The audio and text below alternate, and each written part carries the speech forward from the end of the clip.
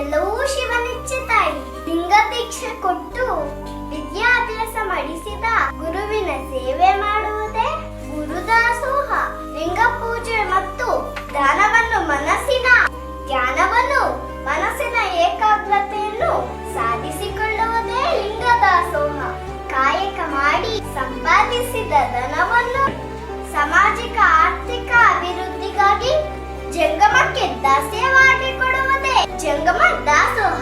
ಈ ತ್ರಿವಿಧ ದಾಸೋಹವು ಮಾಡುವ ಭಕ್ತರಲ್ಲಿ ಕೃತಜ್ಞತೆಯು ಮತ್ತು ಭಕ್ತಿಯು ಇಲ್ಲದಿದ್ದರೆ ದಾಸೋಹ ಮತ್ತು ಪ್ರಸಾದವನ್ನ ಪರಿಣಾಮಕಾರಿಯಾಗಿ ಆಚರಿಸಲು ಸಾಧ್ಯವಿಲ್ಲ.